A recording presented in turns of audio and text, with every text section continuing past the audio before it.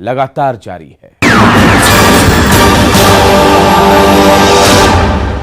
अररिया की एक घटना ने सभी को झकझोर कर रख दिया। वहां एक ऐसी घटना को अंजाम दिया गया जिसे जानकर आप भी हैरान हो जाएंगे।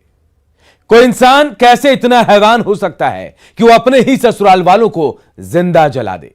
क्या है पूरी हकीकत, इस रिपोर्ट में देखिए। मौत की खौफनाक तस्वीर, कांप गई लोगों की रूह। सनक में शैतान बना दामाद, 4 लोगों को जिंदा जलाया। इंसान ने जो स्याह रात में जिस करतूत को अंजाम दिया, वो दिन के उजाले में बेनकाब हो गया। ये जो तस्वीरों में आप एक कमरे की हालत देख रहे हैं, उसकी पूरी हकीकत जानकर आप दंग हो जाएंगे।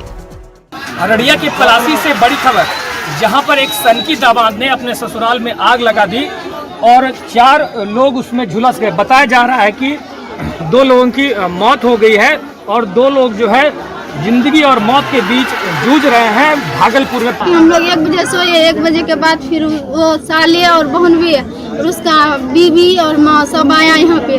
बीबी माँ वहाँ पे रहा, उधर घर है वहीं पे। हाँ। उसके बाद यहाँ पे आकर के ये क्या किया, सारा कपड़ा गिरा दिया देहर पे। गिराने के बाद पेट्रोल ढाला, उसके बाद आग में सारा पेट्रोल ढाल करके बहन जीजा जी ने उसका पेट्रोल ढाला और बहन भी साला आग लगाकर भाग गया। सुना आपने, ये खौफनाक वारदात अररिया के पलासी के बरहट कनखुदिया गांव का है, जहां एक दामाद जिसकी पहचान मुजस्सिम के रूप में की गई है, उसने कैसे यहाँ खौफ की दास्तां को लिख दिया है। उसने ससुराल के 4 लोगों को जिंदा जला दिया, जिसमें से 2 लोगों की मौत हो चुकी है और 2 जिंदगी और मौत से जंग लड़ रहे हैं। दरअसल आरोपी मुजस्सिम ने अपनी पहली बीवी को मौखिक तलाक दे दिया था, दूसरी निकाह करने के लिए जिसका मान्यता सरकार भी नहीं देती, और इस मामले पर एक पंचायत भी हुई थी, जिसमें आरोपी मुजस्सिम ने अपने ससुराल वाले को जिंदा जलाने की धमकी भी दी थी और आरोपी मुजस्सिम ने धमकी को रूप भी दे दिया। तलाक दे दिया था। अच्छा, तलाक देने के बावजूद भी फिर भी उन्होंने इतना दौरा किया, ऐसा हादसा किया है। तलाक के बाद फिर ऐसा करने का क्या मतलब हुआ? अब यही तो उसका समझ में नहीं आ रहा, ऐसा क्यों किया उन्होंने। अब पुलिस थाने में जब कंप्लेंट जब दिया गया है, हाँ। आपको आवेदन दे दिया गया है, तो पुलिस वाले का भी कुछ तो बनता है। वहीं इस घटना के बाद स्थानीय लोगों में बहुत आक्रोश दिखा। लोगों ने आगजनी करके अपना विरोध दिखाया और पुलिस के खिलाफ नारेबाजी भी की। मामले की गंभीरता देखते हुए अररिया एसडीपीओ पुष्कर कुमार मौकाए वारदात पर आकर आक्रोशित लोगों को शांत कराने लगे और आरोपी की गिरफ्तारी के लिए छापेमारी में जुट गए हैं। सास ससुर और 2 बच्चे सोए हुए थे, चारों को आगे से कपड़ा में आग लगा के भाग गया है। दामाद अभी फरार है, उसके लिए एक टीम को भेजा छापामारी करने के लिए। जल्द से जल्द उसकी गिरफ्तारी कराई जाएगी और जो 2 घायल है उसका ट्रीटमेंट भागलपुर मेडिकल कॉलेज में चल रहा है। 2 की मृत्यु हो गई है। अब सवाल है कि जब सरकार ने 3 तलाक कानून को खत्म कर दिया, उसके बावजूद लोग अब भी बाज नहीं आ रहे। अब देखने वाली बात होगी कि पुलिस आरोपी मुजस्सिम को कब तक गिरफ्तार करती है, क्योंकि जिस तरह से आरोपी मुजस्सिम ने हैवानियत भरी हरकत की है, वो रूह को कपाने वाली है। लिहाजा पुलिस इस मामले की गंभीरता से जांच करे और आरोपी दरिंदे को कड़ी से कड़ी सजा दिलाए, ताकि समाज में रह रहे ऐसी मानसिकता के लोगों को कड़ा संदेश मिले। न्यूज़ 18 के लिए अररिया से सतीश मिश्रा की रिपोर्ट।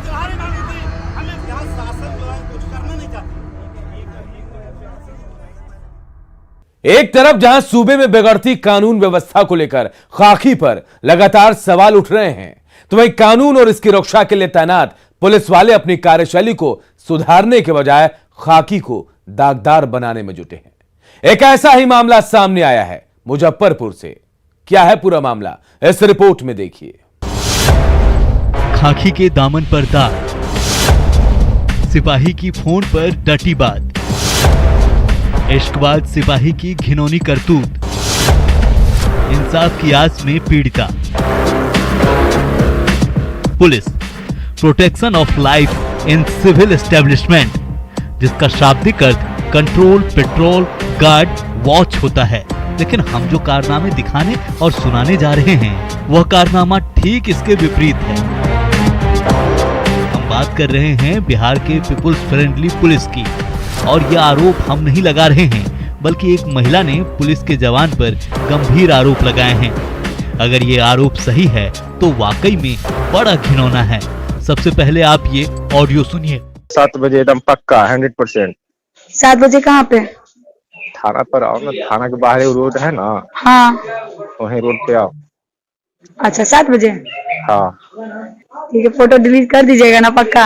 एकदम पक्का 100%। लेकिन तब जी हाँ, सुना आपने। इस ऑडियो में एक आदमी एक महिला से बात कर रहा है और कुछ देने की बात कह रहा है। दरअसल ये ऑडियो मुजफ्फरपुर से आया है, जिसकी पुष्टि न्यूज़ 18 नहीं करता। अब गंदी बात करने वाले सिपाही के बारे में जान लीजिए। नाम रविरंजन, पद बिहार पुलिस का जवान, थाना अहियापुर, काम फोन पर गंदी बात करना। ऑडियो के बारे में बताया जा रहा है कि सिपाही रविरंजन एक महिला की अश्लील तस्वीरें खींच ली है, उसे फोन पर वायरल करने की धमकी देकर ब्लैकमेल कर रहा है। सुनो ना, थाने पे मत आना, बाहर में ही हम काम कर लेंगे। बाद में फोटो डिलीट कर दीजिएगा। हाँ हाँ। ऐसे में अब देखना है कि पुलिस इस वायरल ऑडियो की जांच करके इस पूरे मामले पर क्या कार्रवाई करती है, या फिर अधिकारी खाकी के दामन पर लगे इस दाग को छुपाकर मामले को रफा दफा कर देते हैं। Bureau report, news 18। Koylanchal Dhanbad में पुलिस प्रशासन का इकबाल खत्म होता दिख रहा है, तभी तो आए दिन गोलीबारी और हत्या का दौर रुकने का नाम नहीं ले रहा। और इस बार फिर बेखौफ बदमाशों ने अपनी मौजूदगी को दिखाया। क्या है पूरा मामला, रिपोर्ट से जानते हैं। कोयलांचल में धाए धाए, दिन दहाड़े खूनी वारदात, नीरज तिवारी की गोली मारकर हत्या। पूरा इलाका सन्न है, हर तरफ खौफ का मंजर है, सड़कें लोगों से भर गई, चारों तरफ एक अजीब सी सनसनी है, हर तरफ खून के छींटे बिखरे हैं। ऐसा मालूम हो रहा है कि हर कोई अपने अपने घरों में दुबका है, क्योंकि मौत के एक खूनी खेल ने लोगों को दहशत में डाल दिया। झारखंड में लगातार हो रही बेमौसम बारिश से लोगों का जीवन ऐसे ही अस्त व्यस्त है, लेकिन इसी दौरान अपराधियों के आतंक से पूरा इलाका कांप गया है। अपराधियों के ताबड़तोड़ फायरिंग, एक शख्स की सरेआम हत्या ने लोगों को हिला के रख दिया है। एक बार फिर धनबाद में आपराधिक घटनाएं कम होने का नाम नहीं ले रही। कतरास में राजस्थानी धर्मशाला के पास बाइक सवार 2 अपराधियों ने ताबड़तोड़ फायरिंग कर नीरज तिवारी की हत्या कर दी, जबकि गोली लगने से गैंगस्टर अमन सिंह गिरोह के 2 सदस्य रौनक गुप्ता और रोहित गुप्ता घायल हो गए। मौके पर पहुंची पुलिस ने 6 खोखा बरामद किया, वहीं एक कार भी जब्त की गई। बड़ा वाला लड़का तो दौड़ के घर से निकला तब हम लोग एक्टिव हुए। अच्छा। हम उसके बाद 9:30 बजे के आसपास कतरास थाना गए कि क्या मैटर है जाने का। जो है तो बाद में 10 बजे के आसपास उससे फोन हुआ, तब बोलता है कि छोटू नहीं रहा। हम लोग वहाँ बैठे, हम लोग बस स्टैंड पर पहले ड्रिंक्स किए, उसके बाद वहाँ पर चाय दुकान में बैठे, हम लोग सिगरेट लिए, पानी लिए। उतने दिन में वो बाइक से 2 लड़का आया, बोला रे नीरज, अब गोली मारने लगा। उसी में हम दौड़ गए, उसी में हमको नहीं लगा, उन लोगों को क्या हुआ पता नहीं। आपको बता दें कि नीरज तिवारी और रौनक गुप्ता दोनों अमन सिंह गिरोह के सदस्य रहे हैं। रौनक 2 दिन पहले ही धनबाद जेल से छूट कर आया था और राजस्थानी धर्मशाला के पास चाय पीने के दौरान सब्जी पट्टी की ओर से आए 2 अपराधियों ने उन पर फायरिंग कर दी। पुलिस हत्यारों की तलाश में जुटी है, लेकिन अब तक उनका कोई सुराग नहीं मिल पाया है। मुझे अभी हम लोग जांच कर रहे हैं, पता चल जाएगा। कुछ आपसी रंजिश की बात तो अभी नहीं लग रही है, इन लोगों में आपसी रंजिश की बात नहीं लग रही है, क्योंकि ये लोग दोस्त ही थे। जांच कर रहे हैं हम लोग, आगे पता चलेगा। कितने राउंड फायरिंग के बात सामने है करीब? अभी तक हम 6 को काबू। मैडम बताया जा रहा है किसी रौनक गुप्ता का नाम आ रहा है कि उसके द्वारा बार बार फोन किया गया था। इंजर्ड है यहाँ पे, तो अमन सिंह का नाम आ रहा है मैम इसमें। अभी मैं किसी बात की पुष्टि नहीं कर। वहीं हत्या के पीछे अवैध कोयला कारोबार की बात भी सामने आ रही है और बताया जा रहा है कि रौनक गुप्ता और अपराधी मन सिंह के साथ अभी भी है संपर्क में और मृतक नीरज तिवारी पुलिस के लिए मुखबिरी भी करता है। ये सब अब जांच के बाद ही साफ हो पाएगा। बहरहाल लाख कोशिशों के बावजूद पुलिस अपराधियों पर नकेल कसने में विफल साबित हो रही है। वहीं लगातार हो रही आपराधिक घटनाओं से लोगों में पुलिस के प्रति असंतोष भी बढ़ गया है। ऐसे में जरूरत है कि पुलिस जल्द से जल्द नीरज तिवारी के हत्यारों को सलाखों के पीछे पहुंचाए ताकि अपराधियों के मन में पुलिस का खौफ कायम हो और आम जनता चैन की नींद सो सके। न्यूज़ 18 के लिए धनबाद से संजय गुप्ता की रिपोर्ट। पंचायत चुनाव में अभी 2 महीने का वक्त बाकी है, लेकिन अभी से ही फिजा में कारतूस की गंध आने लगी।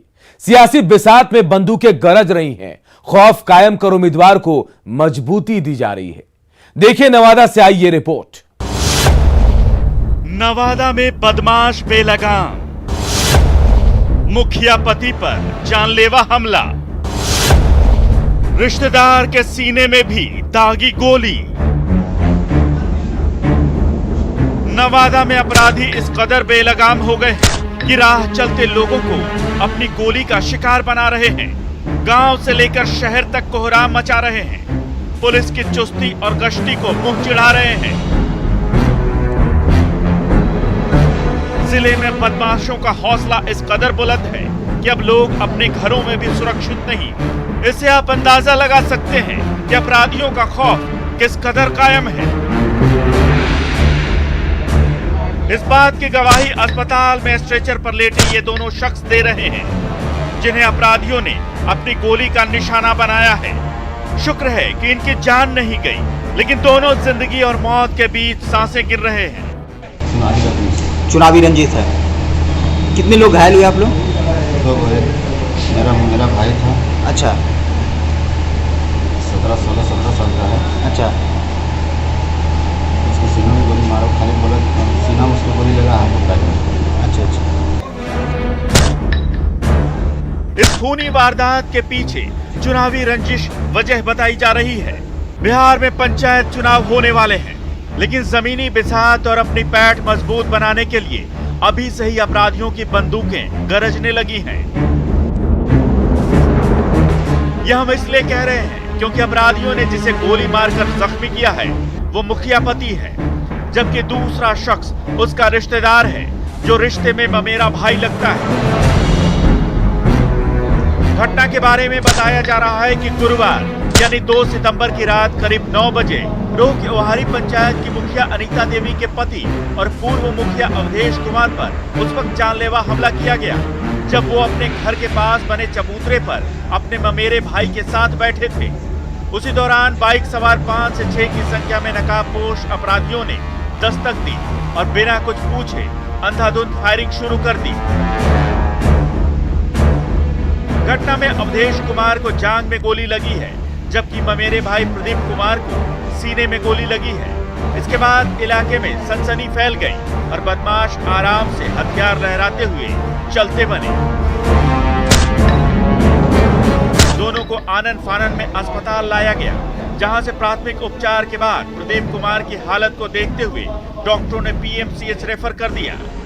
इनका कहना है कि चुनावी रंजिश, चुनाव चूंकि पंचायत चुनाव होने वाला है, उसी वजह से कुछ लोगों ने इन्हें गोली मारी है। तो नाम का खुलासा इन्होंने नहीं किया है, इनका फर्द बयान हो रहा है। गोलीबारी की घटना की खबर मिलते ही पुलिस भी मौके पर पहुंचकर मामले की छानबीन में जुट गई, लेकिन अफसोस कि अभी तक किसी भी अपराधी की पहचान नहीं हो पाई है। न्यूज़ 18 के लिए नवादा से अनिल विशाल की रिपोर्ट। ब्रेक के बाद एक बार फिर स्वागत है आप सबका।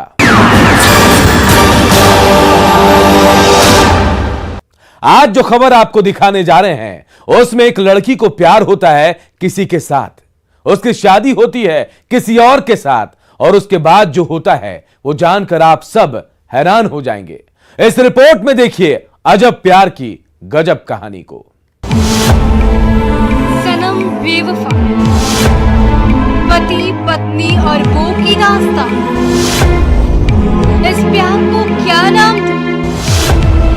प्यार का खेल कौन पास कौन फेल, मोहब्बत का रास्ता कौन सच्चा कौन झूठा।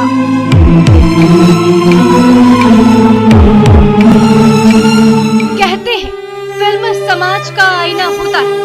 हमारे आसपास जो भी घटना घटती है उसी से मिलती जुलती फिल्म भी हमें थिएटर में दिख जाती है।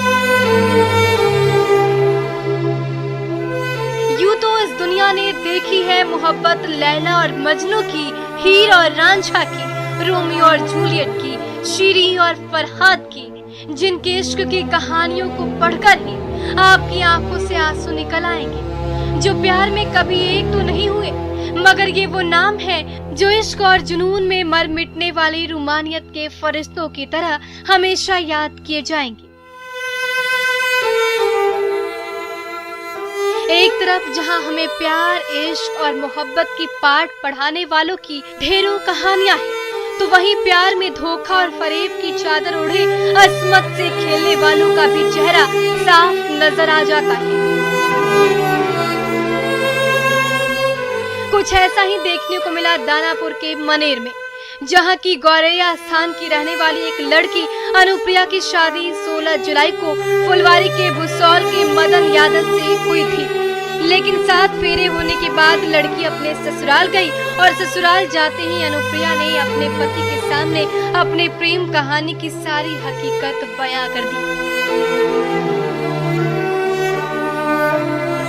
पति ने समझदारी दिखाते हुए अनुप्रिया को उसके प्रेमी के पास जाने दिया। जब अनुप्रिया प्रेमी के घर के दहलीज पर पहुंची तो उसका प्रेमी उदितांशु गुप्ता और उसका परिवार उसे अपनाने से इनकार कर देता है।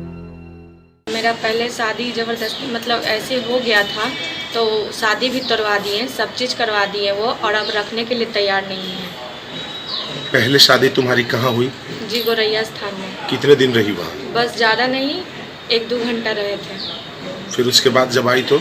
जब आए थे तो यही बोले थे हमको कि वहाँ से सब चीज़ तोड़वा दो, हम शादी करेंगे। अब शादी नहीं कर रहे हैं। वहाँ से सब टूट गया? हाँ, सब चीज़ खत्म हो गया। क्या बोलता है लड़का? लड़का बोल दिया है कि हम नहीं रखेंगे। हम बोले उनको ऐसा ऐसा बात है, वो हमको बोलने के लिए उदित बोले कि बोलो तुम उसको कि हम किसी और के साथ अफेयर चल रहा है, यही सब बात है।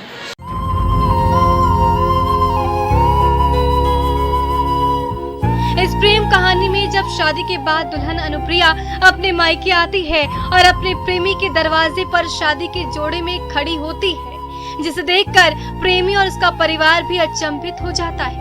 फिर अनुप्रिया को समझा बुझाकर उसे उसके घर भेज दिया जाता है। इस मामले में ग्रामीणों की पंचायत भी लगती है, जिसमें प्रेमी उदितांशु गुप्ता और उसके परिवार वाले भी शामिल होते हैं और दुल्हन अनुप्रिया को रखने को तैयार हो जाते हैं। बाद में मुकर जाते हैं, जिसके बाद अनुप्रिया ने फुलवारी शरीफ थाने में अपने ऊपर हुए दुष्कर्म की शिकायत कर दी। पुलिस फौरन हरकत में आकर प्रेमी उदितांशु गुप्ता को गिरफ्तार कर जेल भेज देती है। अब ये चाहती है कि हम जब उसके चलते हम सारा परिवार, सारा रिलेशन छोड़ दिए, इज्जत गंवा दिए, तो हम उसी के साथ रहेंगे, उसके अलावा हम कहीं नहीं रहेंगे। वहीं पीड़िता की मां ने बताया कि बेटी अनुप्रिया ने उदितांशु गुप्ता के कहने पर शादी का रिश्ता तोड़ दिया था। अब वो इनकार कर रहा है। ऐसे में कानून के साथ साथ समाज का भी दबाव है, लेकिन उदितांशु गुप्ता और उसके परिवार वाले शादी से मुकर रहे हैं और हमारी बेटी उसी के साथ जिंदगी बिताना चाहती है। लिखित आवेदन में वो बताई है कि एक लड़का जो है शादी का झांसा देकर उसके साथ यौन शोषण किया, और जब शादी के बाद वो लड़की की उसके साथ, तो वो लड़का जो है अपने वादे से मुकर गया। यहाँ तक कि उसकी शादी जो है हो चुकी थी, उस शादी तोड़वाने की बात भी कर रहे हैं। लड़का गिरफ्तार करके जेल भेजा गया। हाँ।